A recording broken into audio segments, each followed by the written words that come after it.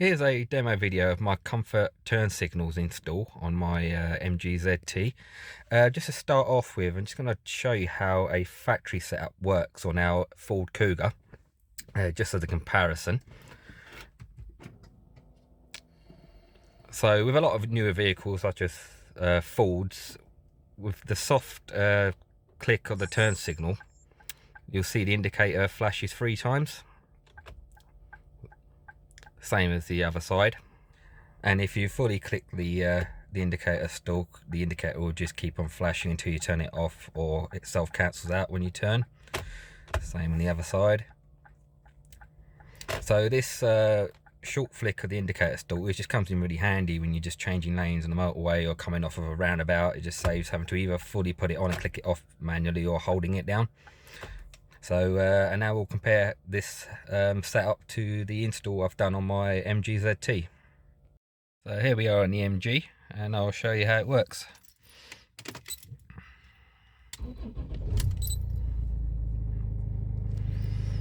So here you'll see one little flick of the indicator stalk and it flashes 3 times.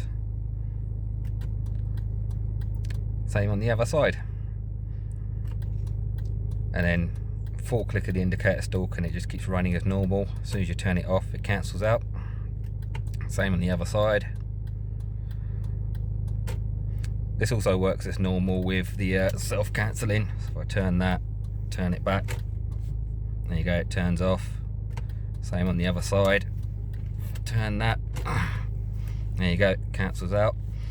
If say if you accidentally turn the wrong side on, so say if I indicate left to actually want to go right, it cancels the first indicator out automatically, same as how you find on factory fitted vehicles. So there you go.